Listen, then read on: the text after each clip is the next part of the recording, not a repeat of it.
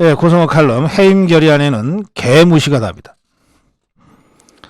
예, 안철수가 이상민 장관 해임 건의안에 대해서 이렇게 얘기했습니다. 민주당 속셈이 뻔하다. 이 장관이 자진 사퇴를 막고 윤석열 대통령을 곤란하게 하려는 것이다. 사실 안철수가 이태원 참사 직후에 이상민 장관 자진해서 사퇴하라 이런 주장을 공개적으로 한 적이 있고, 제가 그때 안철수의 이 발언에 대해서 제가 강력하게 비판한 적이 있습니다만, 지금은 그게 아니라는 거예요. 지금은 더불어민주당이 이상민 장관 해임 건의안을 강행 처리한 것은 윤석열 대통령을 곤란하게 만들려는 것이다. 해임 건의안을 대통령이 받아들이면 대통령이 굴복했다 이렇게 선전할 거고, 해임 건의안을 거부하면 대통령이 오기 부린다고 또 공격할 거다.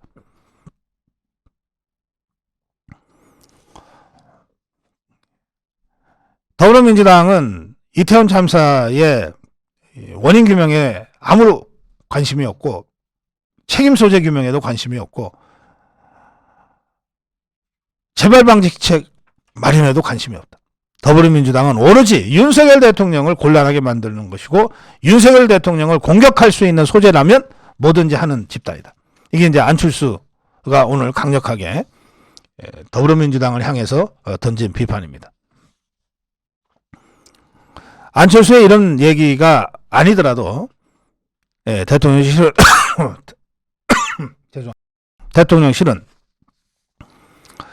아예 입장 자체를 내지 않는 것으로 무대응하겠다는 전략을 세워놓고 있습니다.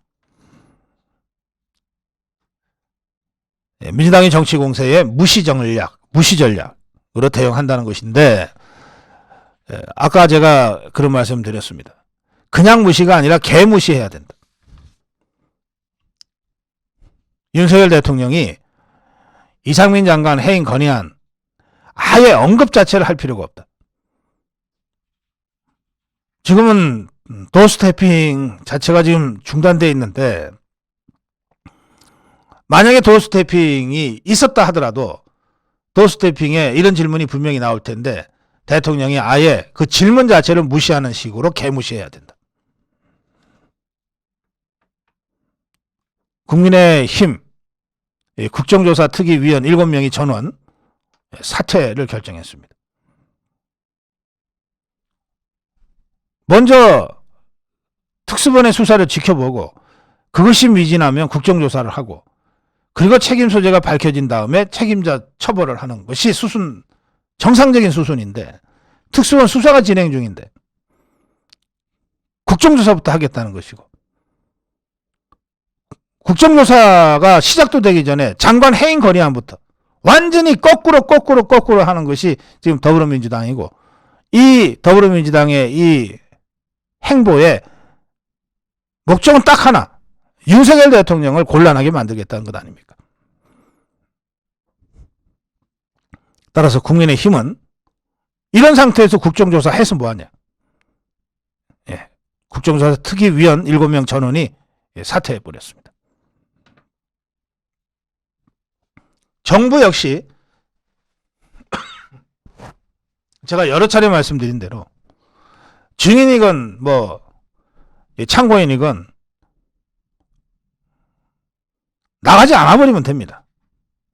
증인도 참고인도 없는 국정조사, 집권당이 참여하지 않는 국정조사, 지구들끼리 모여서 뭘 하겠다는 겁니까? 이상민 장관 해임 건의안이 일반 강행 처리의 후폭풍을 제대로 보여주는 것이 필요하다.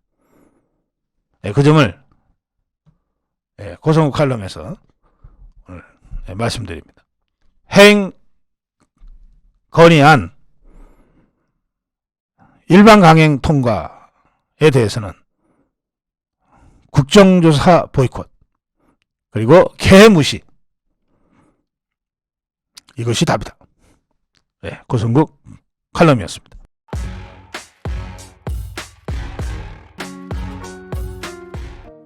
윤석열 대통령이 한덕수 총리하고 주례회동을 했습니다. 일주일에 한 번씩 두 사람이 만나서 국정 전반을 조율하고 있는데, 어제 이제 윤석열 대통령이 한덕수 총리를 만났어요. 만나서 두 가지 얘기를 했습니다. 그리고 이 두 가지 얘기를 했다고 언론에 알렸습니다. 첫 번째, 법인세 인하.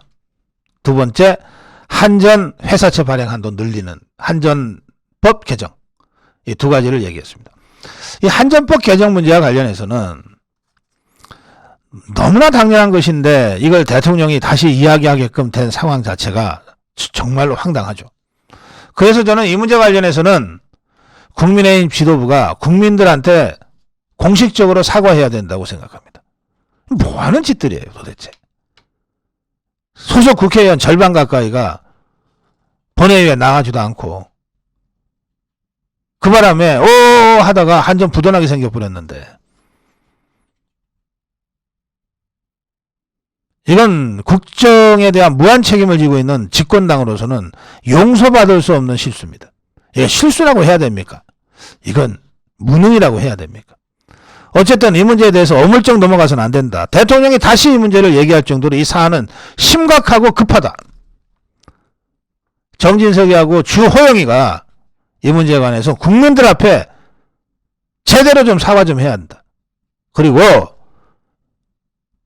국민의힘 소속 의원들에 대해서 강력한 경고를 해야 된다. 권력, 우리 자유파가 5년간 고생하면서 목숨 걸고 싸워서 권력 갖다 주면 뭐예요? 지키지도 못하는 것들한테. 대통령도 얼마나 황당했겠어요. 한전법 개정안이 그게 부결됐어? 아니 근데 가만히 있어봐. 국민의힘은 뭐 했어 도대체? 얼마나 황당했으면 대통령이 한덕수 총리하고 주례회동에서 이 한전법 개정안을 다시 얘기했겠습니까? 하여튼 이 문제에 관해서는 좀 엄정한 자기 반성이 필요하다. 이 점을 제가 강조해 둡니다. 오늘 주제는 이 한전법 개정안이 아니고 법인세 인하인데요. 법인세 인하는 윤석열 대통령이 대선 과정에서 일관되게 공약했던 겁니다. 윤석열 대통령은 문재인 좌파 정권의 국가가 중심이 돼서 돈 푸는 식의 정책, 경제정책을 전면적으로 부정하고 비판하지 않았습니까? 그러면서 시장 원리에 따라서 국가 개입을 최소화하고 시장 원리에 따라서 기업이 선투자하게 만들고 그것이 선순환 구조를 통해서 결과적으로 국민 모두에게 이익이 돌아가는, 그리고 그것을 하기 위한 최소한의 역할만 국가가 하는 이런 방식의 경제 운영 철학을 갖고 대선에 임했고 정권을 잡았어요. 그런데 이 기업들의 선순환 선투자의 가장 핵심적인 요소 중에 하나가 이 법인세 인하 문제였습니다.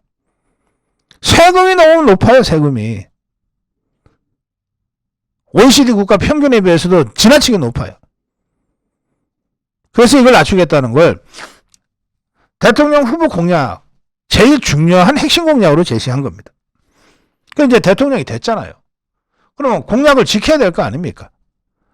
그래서 법인세 인하를 추진하고 있는데 이거 법을 고쳐야 되거든요. 지금 25%까지 돼 있는 거를 낮추기 위해서 지금 22%로 낮추겠다는 겁니다.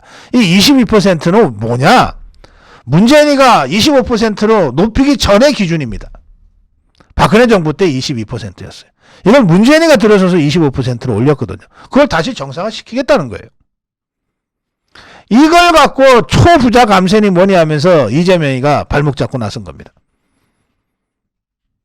그러니까 더불어민주당의 이 발목 잡기는 단순히 법안 하나에 대한 발목 잡는 게 아니라 윤석열 대통령의 가장 상징적이고 핵심적인 공약을 부정하는 겁니다. 그래서 이거 대선 불복이다 너네. 대선 불복이다. 이거 가지고 대통령 된 사람한테 이거 못하게 하면 대통령 선거 결과를 너네가 부정하겠다는 얘기 아니야? 대선 불복하는 거야? 이렇게 물어볼 수밖에 없는 거죠.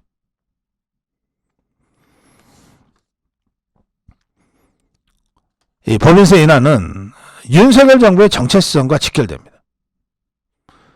윤석열 대통령이 검찰총장 취임사에서부터 정계 입문을 할 때의 그 매원기념관에서의 이 연설, 그리고 대통령 후보 수락 연설, 그리고 대통령 취임사, 주요 문서들이 있잖아요. 그 주요 연설들이 있잖아요. 연설에 일관되게 흐르는 건 뭡니까? 그거는 자유입니다. 자유. 자유.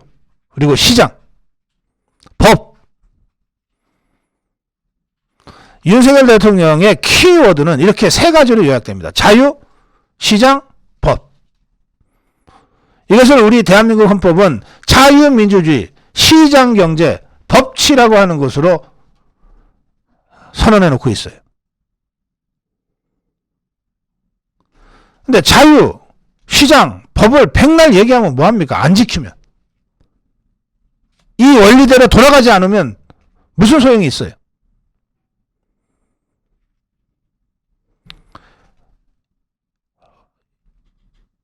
자유와 시장이 경제 상황에서 주요한 원칙이 되려면 기업과 개인의 자율적인 선택과 투자와 소비가 보장돼야 돼요. 그게 자유고 그게 시장 아닙니까? 그걸 하기 위해서는 기업이 투자를 해야 되고 소비자가 그야말로 자신의 기여에 맞게 선택할 수 있는 권리가 행사돼야 되는 거예요. 기업이 투자를 하려면 투자 여력이 있어야지. 남는 거 전부 법인세로 뽑아가고 상속세로 뽑아가고 부가세로 뽑아가고 다 뽑아가면 기업이 무슨 수로 투자를 합니까? 법인세 인하는 특정 기업한테 이익 좀 준다 이런 차원의 문제가 아닙니다. 윤석열 정부가 확실히 좌파 정권을 종식시키고 진짜 시장 중심으로 경제를 운영하려고 하는 거구나 라고 하는 것을 모든 기업 경제 주체들이 확실하게 체감적으로 인식할 수 있게끔 만드는 조치인 거예요. 그래서 이것이 윤석열 정부의 정체성과 직결된다는 겁니다. 그러니까 이 법인세 인하는 어떤 경우에도 포기할 수 없는 문제입니다. 포기할 수 없는 문제입니다. 정치를 하다 보면 때로는 협상을 하고 절충을 하지 않을 수 없는 상황이 생깁니다. 그래서 늘 정치인들은 명분과 실리를 가지고 고민합니다. 때로는 명분을 조금 포기하더라도 실리를 얻는 쪽을 선택할 수밖에 없는 때도 있고, 때로는 눈앞에 실리가 눈에 보이지만 그거보다는 명분을 선택해야만 될 때도 있는 거예요. 대부분의 경우에는 명분과 실리를 조금씩 양보해 가면서 챙기죠. 대부분의 경우에는 그렇습니다. 그런데 어떤 경우에는 절대 명분을 포기해서는 안 되는 경우가 생깁니다. 그게 어느 때냐? 그 정치 세력의 정체성의 문제가 걸릴 때예요. 이거는 실리를 아무리 준다 그래도 절대 포기할 수 없는 깃발과 같은 겁니다. 그것이 바로 윤석열 대통령에게는 자유민주주의와 시장경제와 법치라는 거예요. 자, 이번에 화물연대 집단 운송 거부, 민노총 총파업, 이것 때문에 4조 이상의 국가경제 손실이 있었습니다. 실리만 생각했다면 이번에도 어물어물 그래 알았어. 야, 그 3년 연장 한 5년으로 해줄게. 완전히 폐지는 못해. 5년으로 해줄게. 야, 2년 더 해주면 됐잖아. 이런 식으로 절충을 해서 4조의 국가 손실을 막을 수도 있었을지 몰라요. 근데 그거 안 된다는 거예요. 그거는 법의 문제가 걸려있기 때문에, 시장의 문제가 걸려있기 때문에, 자유라는 대원칙이 걸린 문제이기 때문에 차라리 4조 이상의 국가경제 손실을 감수하고서라도 안 되는 건 안 되는 거야. 법은 법이야. 라고 지켜낸 겁니다, 이번에. 화물연대 집단운송 거부와 민노총 총파업에 엄청난 부담을 안으면서도 윤석열 대통령이 끝까지 버텨내서 국민적 지지를 받게 된 것은 실리를 다 포기하는 한이 있더라도 결코 양보할 수 없는 원칙을 지켜냈기 때문인 거예요. 이게 법인세 인하에도 똑같이 해당됩니다.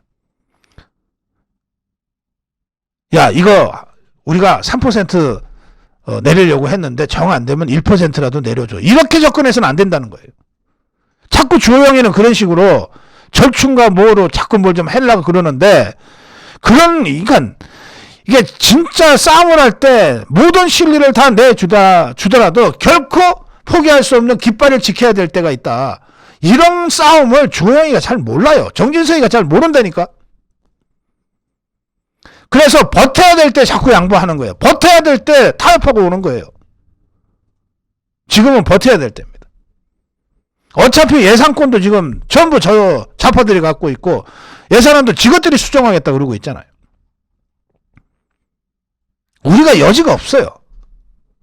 그럴 때 좌파들이 던져주는 빵부스러기 몇 개 가지고서 절충했다 그러고 쪼르륵 달려와 갖고서 이런 강아지 수준의 이런 정치를 하면 안 된다니까.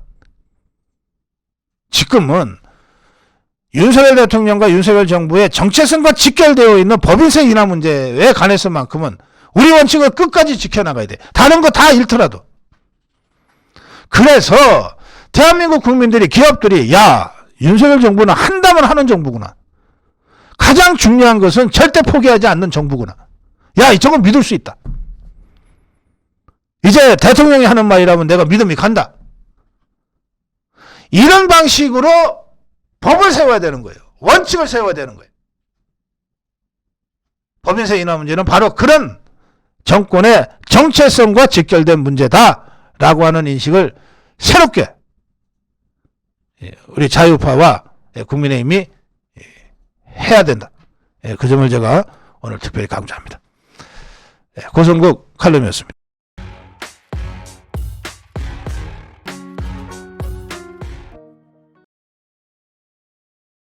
네, 고성국 칼럼입니다.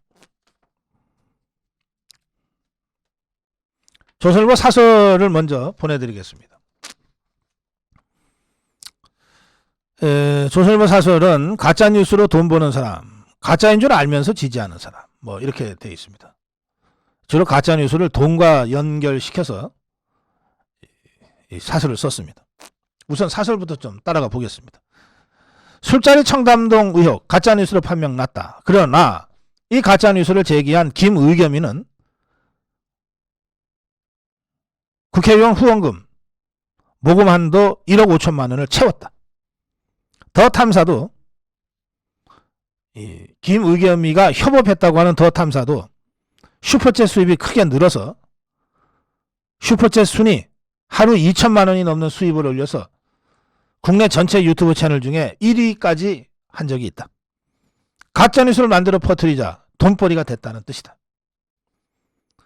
그런데 이것은 가짜뉴스를 믿어주는 대중이 있기에 가능하지 않겠느냐.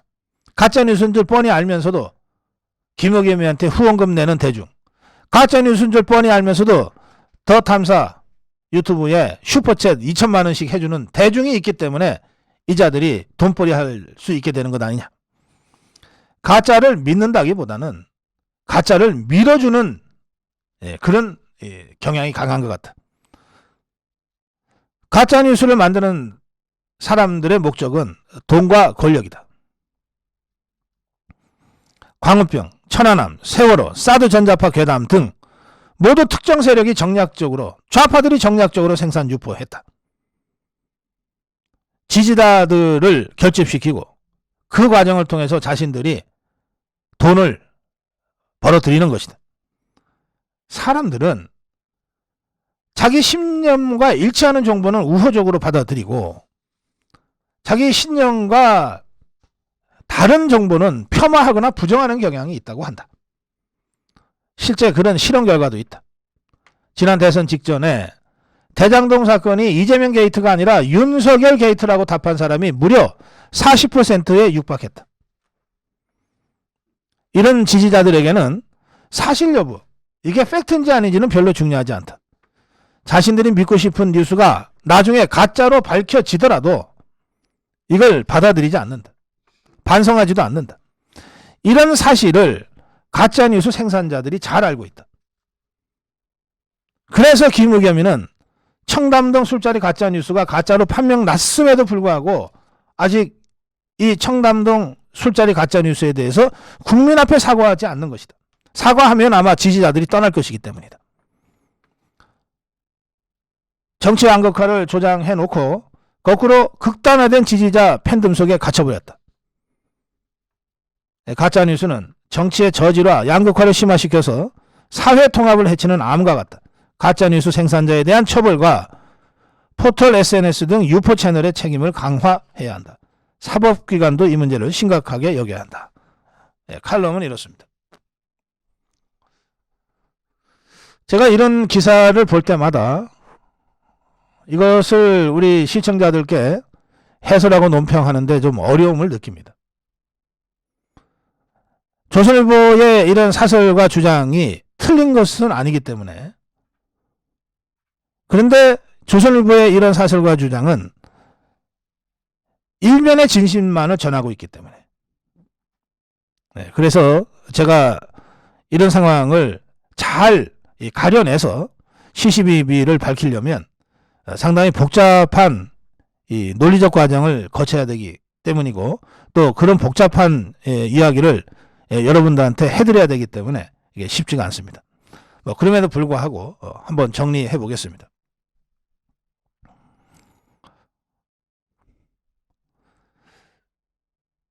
저는 지난 10년 전부터 전 세계 언론 지형에 아주 구조적인 변화가 일어나고 있다, 이렇게 생각합니다. 그 전까지 100년 전까지 거슬러 올라갈 필요는 없겠습니다. 2000년대 초반에 뉴스 영향력이 가장 컸던 것은 KBS, MBC 9시 뉴스였을 겁니다. 대통령들도 다 그 9시 뉴스를 봐야 뉴스를 봤다고 생각할 정도였습니다. 그런데 이명박 정부에서 종편이 대거 허가된 이후 주요 시사, 정치 뉴스와 프로그램은 지상파에서 종편으로 옮겨갔습니다. 지상파 KBS, MBC가 정치 시사를 다루는 시간은 전부 합쳐봐야 하루에 한두 시간 되지 않습니다. 그런데 모든 종편은 출범하자마자 뉴스 시사를 10시간 이상씩 방영을 했습니다. 우선 뉴스와 평론의 양에서 10분의 1, 10대 1이 됐던 겁니다. 그러니까 종편이 왜 이렇게 했을까? 그건 또 다른 이유가 있습니다. 종편이 쉽게 돈을 벌려고 시사 정치 프로그램을 양산했던 겁니다. 종편이라고 하는 건 종합 채널이니까 예능도 하고 드라마도 하고 시사 정보도 하고 스포츠도 하고 이렇게 종합적으로 해야 되는 건데, 예능, 드라마를 만들거나 예능을 만들거나 무슨 스포츠 중계를 하거나 이게 돈이 많이 들어요. 제작비가 많이 들어요. 반면에 정치 시사 프로그램은 MC 한 명 세워놓고 헐값으로 정치평론가 몇 명 섭외해서 앉혀놓으면 그게 다예요. 그야말로 헐값으로 이 평론가들을 다 앉혀놨습니다. 액수까지는 제가 말씀드리지 않겠습니다.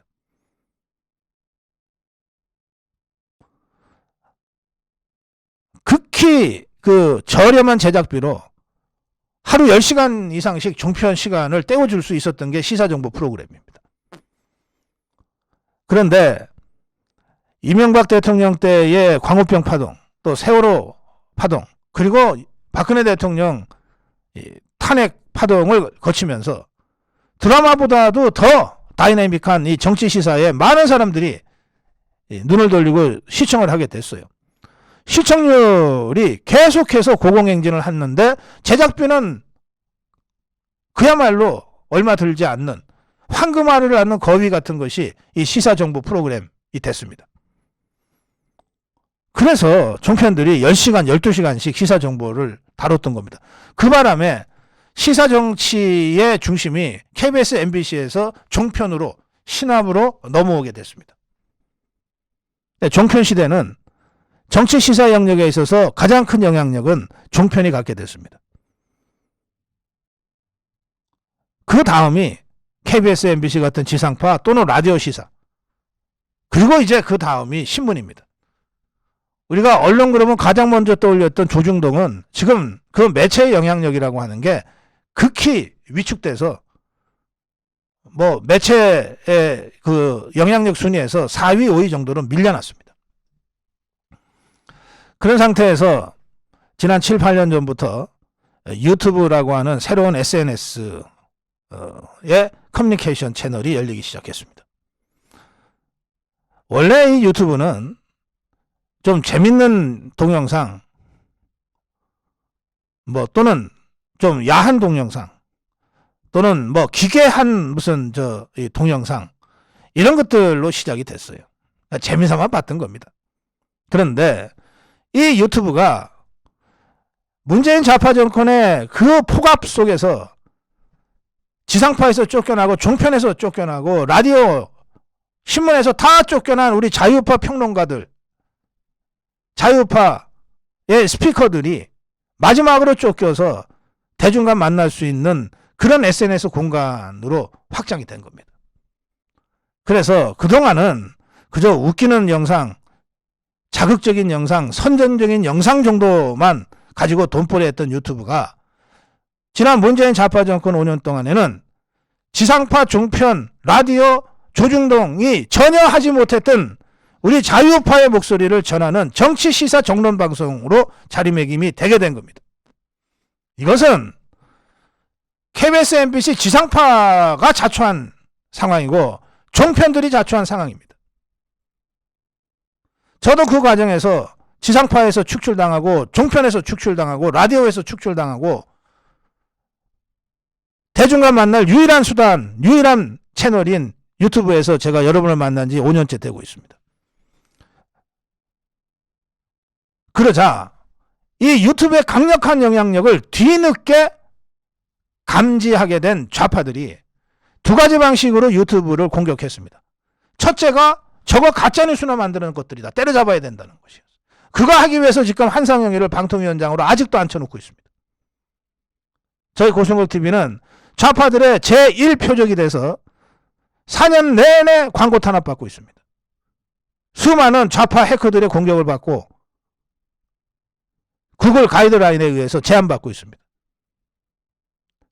또 다른 하나는 좌파들이 좌파 유튜브를 우후죽순처럼 만들어내서 우파 유튜브에 대항하기 시작한 겁니다. 뭐 유시민이가 어쩌고 김어준이가 어쩌고 뭐 더 탐사가 어쩌고 그런 것들이 들어와서 이제 자유파 유튜브의 정론에 맞서서 좌파 선전선동을 시작한 겁니다. 선전선동이니까 이것들은 팩트인지 아닌지가 전혀 중요하지 않아요. 박근혜 대통령을 매도하고 윤석열 대통령을 공격할 수만 있으면 가짜든 아니든 상관없는 거예요. 그래서 김어준의 가짜뉴스, 더 탐사의 가짜뉴스 이런 것들이 판을 치게 된 겁니다. 진짜 때려잡아야 될 가짜뉴스는 바로 저 좌파 가짜뉴스들입니다. 가짜 유튜브들이에요. 좌파 유튜브들이에요. 그런데 지금껏 단 한 번도 한상혁이가 방심위원장 하는 정연주가 이 유시민이, 김어준이, 더 탐사 이런 좌파 유튜브들에 대해서 가짜뉴스 근절이라는 차원에서 제재를 가했거나 주의를 줬거나 광고를 제한했거나 했다는 이야기를 제가 들은 바가 없어요. 대통령은 바뀌었고 정권은 바뀌었지만 여전히 광고 탄압은 우리 자유파 유튜브들을 향해 있습니다.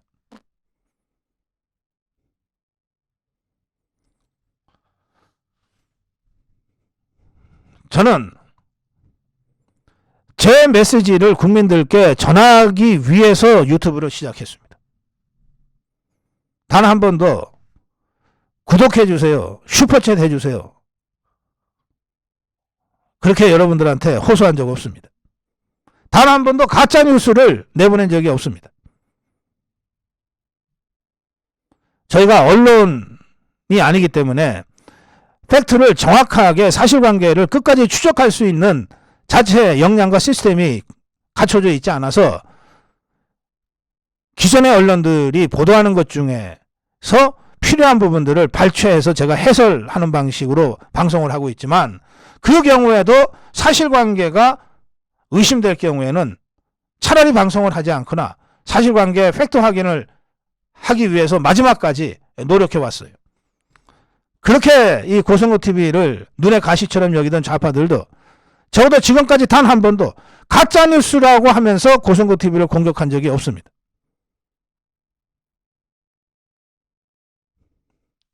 자, 이제 마지막 결론을 말씀드리겠습니다.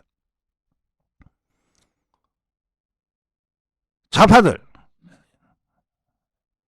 유시민이, 김어준이, 더 탐사, 하는 허접한 쓰레기 같은 것들의 좌파 유튜브들의 목적은 돈과 혁명을 선전선동하는 것들이 어느 것이 선후인지 어느 것이 주종인지 모를 정도로 섞여 있습니다. 이 자들은 선동하면 돈이 오고 선동하면 종북 주사파의 혁명 노선에 복무하는 거다 라고 거의 일체화되어 있어요.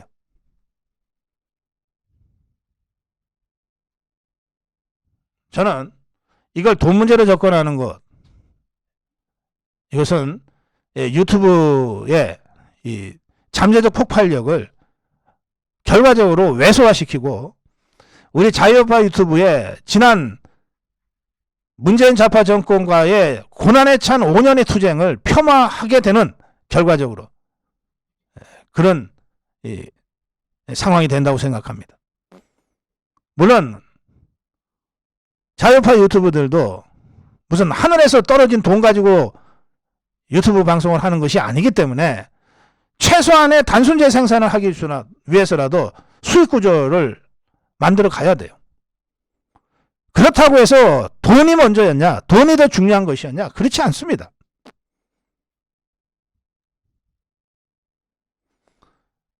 좌파 유튜브들의 진짜 목적도 돈이 아니라 혁명이에요. 선전선동이에요.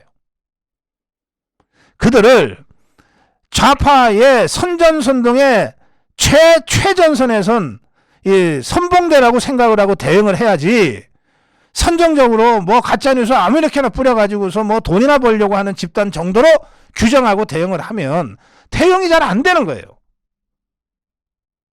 김영겸이가 그래, 돈 몇 푼 때문에 저 가짜뉴스를 만들고 윤석열 대통령을 공격하고 한동훈 장관을 공격했을 겁니까? 돈이 아닙니다.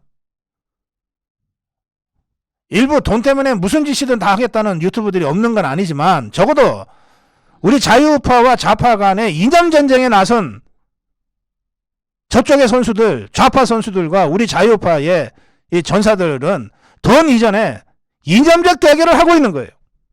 그 이념적 대결에 당당하게 서지 못한다면 방해나 하지 마세요. 회방이나 놓지 마시라고. TV조선이, 조선일보가 언제 단 한 번 자유파와 좌파 간의 전면적인 이념투쟁의 한 전 가운데 전선을 이익을 담당한 적이 있습니까? 자신이 없으면 이 싸움판에 끼어들지 말고 주변에서 괜히 쓸데없는 소리로 이 싸움의 본질을 왜곡하지 말라고요. 우리 자유파 유튜브들과 좌파 유튜브들은 이념전쟁을 하고 있는 거예요. 근데 좌파들이 워낙 더럽기 때문에 이념전쟁과 돈 문제를 들이 섞어놔가지고 돈처럼 보일 뿐이에요.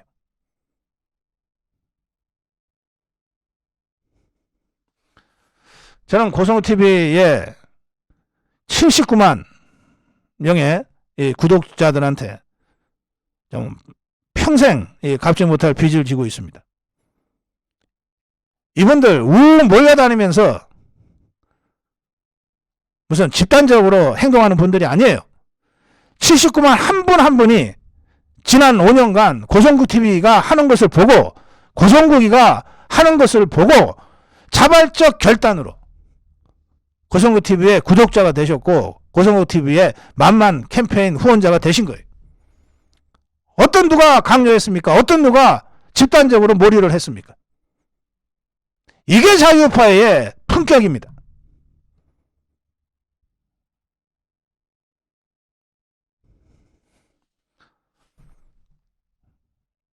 가짜뉴스 척결보다 더 중요하고 본질적인 것은 좌파 선전선동에 맞서는 우리 자유파의 이념투쟁입니다.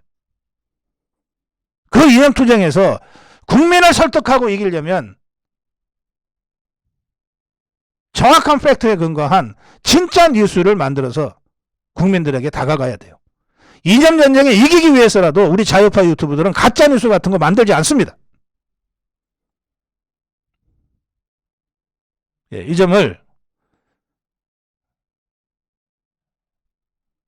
언론 영향력에서 이미 뒤처져 버린 지상파, 정편, 라디오, 조중동 언론들이 좀 분명하게 자각하고 자신의 처지들을 제대로 인식하고 거기에 맞는 처신들을 하기 바랍니다. 고성국 칼럼이었습니다.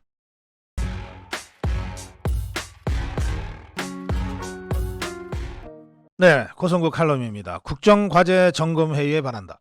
네, 윤석열 대통령이 오늘 국정과제 점검회의를 주재합니다. 오후 2시부터 시작되는데 국민과의 대화 형식으로 진행이 되고 100분 동안 생중계됩니다. 이 오늘 생중계는 지난 10월 27일 제11차 비상경제 민생회의를 생중계한 데 이어서 두 번째 행사입니다. 오늘의 회의 주제는 경제와 민생, 지방시대 비전과 전략, 연금, 노동, 교육개혁 등입니다. 국민 패널 100명이 참여하는 생중계 국정과제 점검회의고요. 국민 패널 100명에 더해서 관계부처 장관들 포함하면 150여 명이 회의에 참석합니다. 국민 패널은 정책 수요자를 중심으로 각 부처 추천을 받아서 선정했다고 합니다. 윤석열 대통령은 회의에서 모두 발언할 거고요. 그 다음에 패널 질문이 있으면 그것에 대한 답변을 할 것이고요. 그 다음에 각 분야 장관 발표에 대해서는 코멘트를 할 것으로 보입니다. 자, 제가 오늘 2시부터 생방송이 될 국정과제 점검회의를 고성국 칼럼의 주제로 잡은 이유는 이렇습니다. 국정과제 점검회의, 문재인 좌파 세력이 허구한 날 했던 쇼잉에 그치지 않고 실질적으로 국민과의 직접 소통의 자리가 되려면 첫째, 피드백이 확실해야 됩니다. 오늘 100명의 국민 패널들과 함께 대화하고 토론할 건데 그럼 그 과정에서 수많은 좋은 아이디어들, 국민 패널들이 대통령하고 직접 대화한다 그러고 생중계 된다 그러는데 오죽 조사 많이 하고 준비 많이 해서 왔겠습니까? 그럼 이분들의 한마디 한마디는 그냥 흘려들을 얘기가 하나도 없을 거예요. 그러니까 국민 패널들의 질문이나 코멘트, 이것에 대해서는 정확하게 조치를 취하거나 조사를 한 다음에 꼭 피드백을 해줘야 됩니다. 피드백이 없으면 커뮤니케이션이 일방향이 되는 거예요. 국민은 대통령한테 얘기했는데 대통령과 부처가 듣고 말아버리면 그냥 그걸로 끝나는 것 아닙니까? 소통이라는 것은 피드백이 있을 때 완성되는 거거든요. 그래서 이 관계부처 장관들과 실무자들이 전부 다 참석하거나 또는 이 회의를 경청할 거니까 피드백에 대한 각별한 강조를 제가 해드립니다. 그리고 이것을 국민들한테 정확하게 알려줘야 돼요. 오늘 국정과제 점검회의에서 국민 패널 누구 씨가 대통령한테 이러이러한 질문을 했는데 이 문제 조사해 봤더니 이렇고 이래서 어느 부처에서 이런 문제에 대해서 이러이러하게 조치를 취했다 라고 하는 것을 본인한테 알려줘야 될 뿐만 아니라 국민들한테 알려줘야 되는 거예요. 이 피드백이 있어야만이 쌍방향 소통이 완결되는 것이다. 이 피드백이 확실하게 되는 국정과제 점검회의 생방송이었으면 좋겠다. 이 점을 제가 첫 번째 강조합니다. 그 다음에 두 번째는 기왕의 생방송으로 하는 것이니까 3노, 세 가지가 없는 국정과제 점검회의여야 한다고 생각합니다. 이미 다 준비는 끝났을 테니까 제가 뒤늦게 이런 말씀을 드리는 것 같아서 죄송하지만 아마도 이렇게 준비됐을 겁니다. 뭐가 세 가지가 없어야 되냐? 첫째, 시나리오가 없어야 된다. 둘째, 프롬프트 없어야 된다. 셋째, 국민 패널들의 발언 제한이 없어야 된다. 이거 안 하면 그만이니까 준비할 것도 없어요. 만약에 프롬프트 준비했다면 치우면 되고 시나리오 준비했다 그러면 찢어버리면 돼요. 국민 패널들의 발언을 생방송 중에 어느 누가 감히 중단하거나 이제 그만 좀 끝내시죠 할 수 있겠습니까? 그냥 제안 안 하면 돼요. 이렇게 해야 진정성 있는 국민과의 직접 소통이 됩니다. 혹시 시나리오 별것도 아니지만 시나리오 준비했다면, 프롬프트 준비했다면 그거 치우십시오. 윤석열 대통령을 믿고 윤석열 정부의 유능한 장관들을 믿고 시나리오 프롬프트 없이 그야말로 국민 패널들의 발언 제한 없이 듣고 즉답한다. 이렇게 국민들이 보면 알면 그 과정에서 대통령이나 장관들이 설사 무슨 사실관계 착오라든지 이런 게 있어도 그게 문제가 되지 않습니다. 그럴 리도 없겠지만 대통령과 장관들을 믿고 시나리오 없는, 프롬프트 없는, 발언 제한 없는 3노 국민과의 대화를 진행하는 것이 필요하다. 이게 두 번째입니다. 세 번째는 이걸 좀 정례화했으면 좋겠어요. 그냥 갑자기 대통령실이 발표해서 오늘 하는가 보다 이렇게 하지 말고 부기별 한 번씩 한다든지 하는 방식으로 좀 정례화를 했으면 좋겠습니다. 정례화를 하는 것은 여러 가지 의미가 있어요. 우선 정부가 긴장하고 준비하게 됩니다. 또 국민들의 기대가 높아집니다.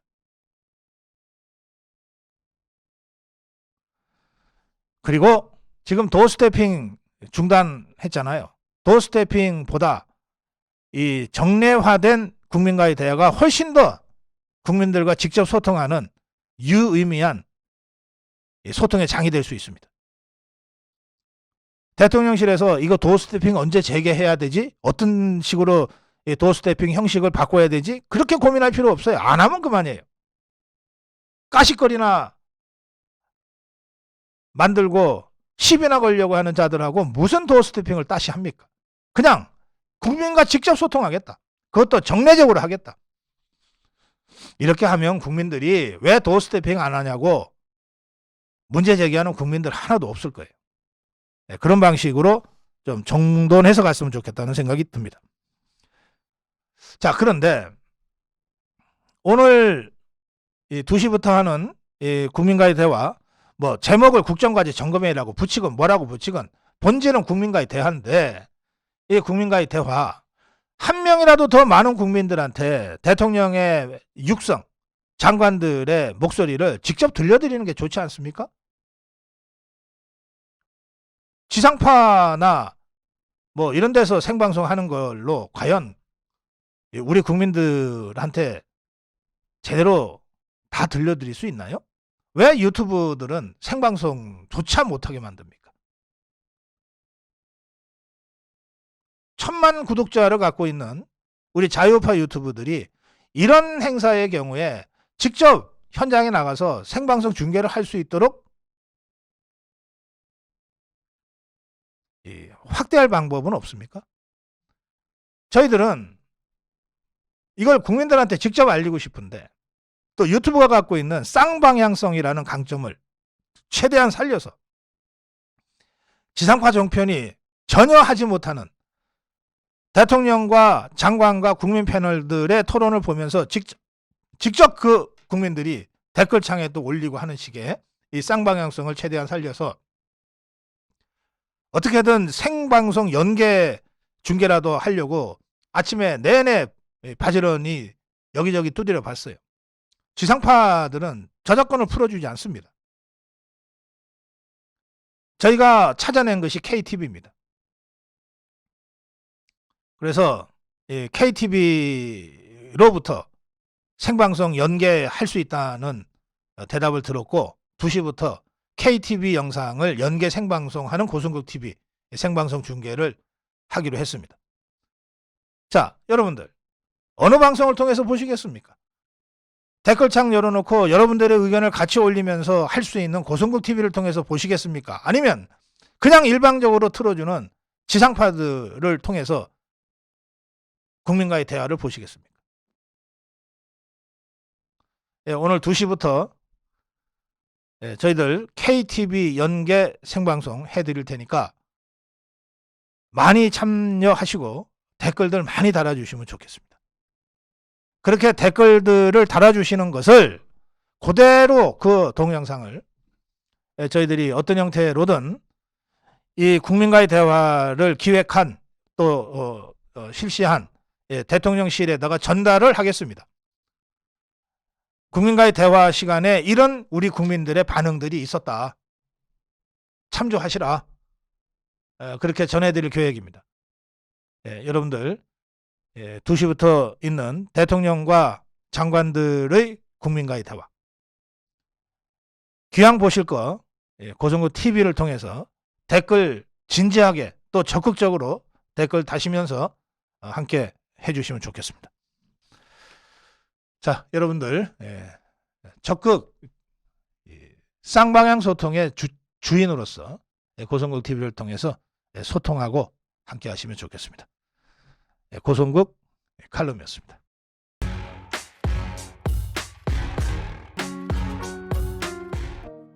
네, 고성국 칼럼입니다. 개혁의 승부건 윤 대통령. 국민 지지만이 살 길이다. 어제 국민과의 대화는 참 보기가 좋았습니다. 원래 100분 예정했는데 대통령이 국민 패널들의 질문에 답변을 하는 횟수가 많아져가지고 그래서 56분을 더 했으니까 1시간 가까이 생방송이 연장이 된 겁니다. 장관들은 국민 패널들 사이에 앉아서 그야말로 자연스럽고 편안한 대화의 자리를 만들어냈습니다. 주부, 자영업자, 대학생 등 각계각층 패널 14명이 윤석열 대통령과 장관들한테 질문을 했어요. 또 윤석열 대통령은 장관이나 패널들의 발언을 들으면서 메모를 하기도 하고 아주 진지하게 진정성을 가지고 이 대화에 임했습니다. 자, 이 자리에서 윤석열 대통령의 3대 개혁 과제가 분명해졌습니다. 연금 개혁. 지금부터 준비해서 내년에 국민들한테 제시하고 어떻게든 개혁 추진하겠다. 책임을 피하지 않겠다. 노동개혁. 정쟁으로 흐르면 정치도 경제도 망한다. 삼리로 전락한다. 노동개혁. 더 이상 미룰 수 없다. 교육개혁. 획일성보다 선택의 자유 존중이 중요하다. 연금개혁, 노동개혁, 교육개혁. 이 3대 개혁을 어제 국민과의 대화에서 대통령도 강조했고 총리도 강조했고 가장 뜨거운 토론이 있었습니다. 자, 여러분 이런 말이 있습니다. 개혁은 혁명보다 어렵다. 개혁은 혁명보다 어렵다. 보통은 혁명이 개혁보다 어렵다고 생각하기 쉬운데 실제로는 개혁이 혁명보다 더 어렵습니다. 왜 그러냐 하면 혁명은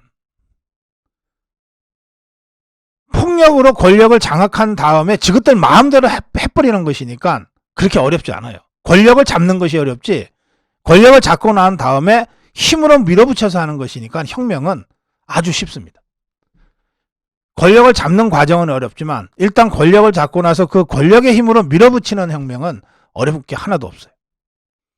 그런데 개혁도 정권을 잡아야지 개혁이고 뭐고 할 수 있는 것 아닙니까? 권력을 잡는 과정은 어렵기는 마찬가지입니다. 그런데 개혁은 밀어붙이는 게 아니라 국민을 설득해 가면서 하는 것이기 때문에 혁명보다 밀어붙이면 되는 혁명보다 개혁이 2배, 3배, 10배 이상 어렵습니다. 개혁은 개혁 대상자들의 자발적 동의를 이끌어낼 때 성공할 수 있어요. 혁명은 그냥 밀어붙여서 법 만들고 가면 되는데 개혁은 그렇지 않아요. 개혁은 개혁 대상자들의 동의를 구해야 됩니다. 이를테면 건보 개혁한다. 건보개혁한다 그러면 문재인이가 파퓰리즘으로 보장성을 대폭 확대를 해놔가지고 MRI 같은 거 말이죠. 과잉 의료를 마구 조장해놨잖아요. 그 문재인 케어의 그 과잉 의료의 혜택을 한 번이라도 본 사람 입장에서는 윤석열 정부가, 윤석열 대통령이 건보개혁한다 그러면서 과잉 의료를 제한하려고 할 때 한 번이라도 MRI 한번 싸게 찍어봤던 사람 입장에서는 저항을 할 수 있잖아요. 이런 사람들을 혁명 같으면은 그냥 재판 걸어서 감옥에 보내면 되지만 개혁을 해야 되니까 이 사람들을 설득해야 되는 거예요. 아, 선생님이 그거 싼값으로 MRI 하는 거는 좋지만 그것 때문에 불필요한 의료를 하시는 것 때문에 진짜 필요한 다른 환자들에게 돌아가야 될 건보 재정이 지금 돌아가지 못하고 있습니다. 이런 식으로 설득을 해야 되는 거예요. 그 사람의 선의를 믿고 설득을 해야 되는 거예요. 교육개혁도 노동개혁도 이게 개혁적 방식으로 뭘 풀어가려고 그러면 전부 설득을 해야 돼요.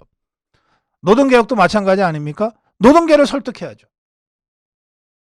설득을 하다 안 될 때 힘을 쓰는 거지 처음부터 힘을 쓰는 게 아닙니다. 혁명은 설득이 필요 없어요. 그냥 힘으로 밀어붙이면 돼. 처음부터.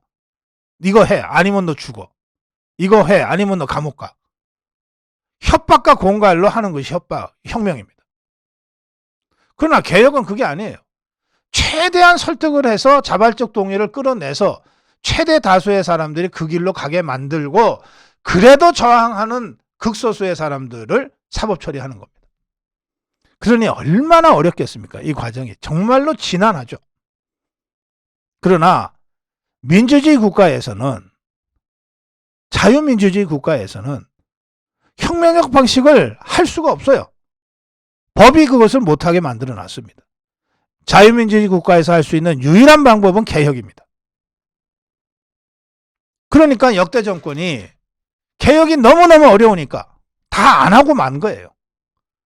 그래서 30년 전에 했으면 10분의 1의 이 비용으로 할 수 있었던 개혁을 20년 전에 했으면 5분의 1의 비용으로 할 수 있었던 개혁을 10년 전에 했으면 3분의 1의 비용으로 할 수 있었던 개혁을 5년 전에 했으면 2분의 1, 절반의 비용으로 할 수 있었던 개혁을 다 안 하고 지금 밀어놓는 바람에 엄청난 비용을 들여서 지금이라도 해야 되는 거예요. 윤석열 정부가 윤석열 정부마저 이게 어렵다고 안 하면 이제 우리 미래 세대에서 정말 서바이벌을 하기 위해서라도 개혁을 해야 되는데 그때는 지금보다 10배, 100배의 비용을 더 지출해야만이 되는 그런 정말 난제 중에 난제로 남게 되는 겁니다. 연금개혁, 노동개혁, 교육개혁 이게 다 미래 세대를 위한 개혁 아닙니까? 연금개혁이야말로 우리 청년 미래 세대를 위해서 우리가 먼저 지금 허리띠 졸라매고 개혁하자는 거 아니에요. 교육개혁 마찬가지 아닙니까? 노동개혁, 일자리개혁이야말로 정말 청년 세대를 위해서라도 꼭 해야 될 개혁들이에요. 우리 자식들, 우리 손자 세대들을 위해서 지금은 우리가 허리띠 졸라매고 개혁을 시작하자는 거예요. 지금 안 하면 우리 미래 세대들이 지금보다 수배, 수십 배 더 큰 비용을 감당하지 않으면 안 되는 상황이 오는 것이 너무나 눈에 빤하잖아요. 그런데 역대 정권들이 이걸 다 미뤄왔단 말이에요. 특히 문재인 좌파 정권에서는 그냥 개혁과제를 미뤄왔을 뿐만 아니라 여기에 엄청나게 많은 짐을 지어놨어요. 하도 막 포퓰리즘으로 돈을 쏟아부었기 때문에. 이걸 이제 윤석열 정부, 윤석열 대통령이 이걸 개혁하겠다고 나선 겁니다. 그런데 수단이 별로 없어요. 혁명을 할 수가 없기 때문에. 국민들을 설득하고 국민들의 자발적 동의를 이끌어내는 방법밖에 없어요. 더구나 지금 국회의 저 의석 분포를 보면 저 좌파들이 뭐 하나 개혁과제들을 제대로 법적으로 처리해 줄 것 같지도 않습니다. 내후년 총선에서 우리가 과반 의석을 해야 윤석열 대통령이 모든 거 감수하고 하겠다는 이 개혁을 비로소 본격적으로 스타트할 수 있게 될 겁니다. 스타트한 이후에도 과반 의석을 확보해서 이 3대 개혁을 스타트한 이후에도 개혁 과정에서 자신의 이익이 조금이라도 손상당하는 사람들의 불만들이 터져 나오게 될 겁니다. 그걸 해소하는 과정, 이것이 국민적 지지 과정입니다. 개혁은 국민의 자발적 동의 말고는 의지할 데가 없어요. 그래서 어려운 것이고, 그래서 거의 모든 개혁이 하다가 실패하고 말았던 겁니다. 이걸 윤석열 대통령이 하겠다고 나섰어요. 윤석열 대통령인들 이런 사정을 모르겠습니까? 알지만 개인의 정치적인 이익이 아니라 국가의 미래와 미래 세대의 미래를 위해서 나라부터 먼저 짐을 지지 않으면 안 되겠다. 이런 소명의식을 가지고 지금 이 일을 시작하겠다는 거예요. 예, 윤석열 대통령의 이 결단에 국민들의 자발적 동의와 지지가 모아지도록 하기 위해서 우리 자유우파 국민들은 무엇을 할 것인가? 이 점을 바로 여러분들의 미래 세대, 여러분들의 자식, 손자들의 문제이니까 우리 모두 깊이 성찰하고 지혜를 모아야 한다. 네, 고성국 칼럼이었습니다. 고성국 TV는 자유우파의 목소리를 대변해 왔습니다. 좌파와 이념 전쟁이 일상이 된 지금 고성국 TV는 더 적극적으로 좌파와 투쟁하고 자유우파가 나아갈 길을 열어나가겠습니다. 우리 손으로 대통령을 만들었지만 아직 세상은 바뀌지 않고 있습니다. 고성국 TV는 여전히 좌파들의 음흉한 노란 딱지, 광고 탄압으로 여러 가지의 그 어려움을 겪고 있습니다. 자유우파 국민 여러분, 한 달에 10,000원씩 후원하는 만만 회원이 되어서 고성국 TV를 지켜주십시오. 올 한 해 많은 분들이 후원해 주셨지만 10,000명의 회원이 되기까지 딱 2,000명이 부족합니다. 올해가 가기 전 2,000분만 더 만만 회원이 되어주십시오. 고성국 TV를 고성국 TV는 고성국 TV는 여러분이 곁에서 여러분과 함께 대한민국을 지켜나가겠습니다. 감사합니다.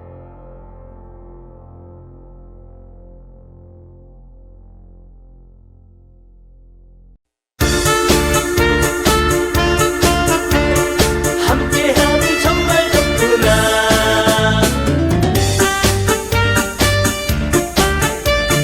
나라 사랑하니고 생각하고 생각해봐도 잘못된 걸 어떻게 하나. 해봤자 소용없다. 가만히 있으면 달라집니까? 한 번도 못 혼나라. 오면은 안 되는 세상. 이번엔 우리가 한다. 뭉쳐서 바꿔야 한다.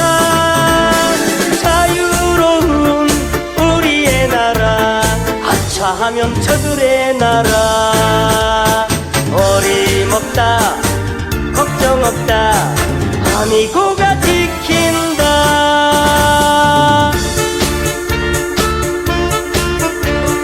함께하니 정말 좋구나.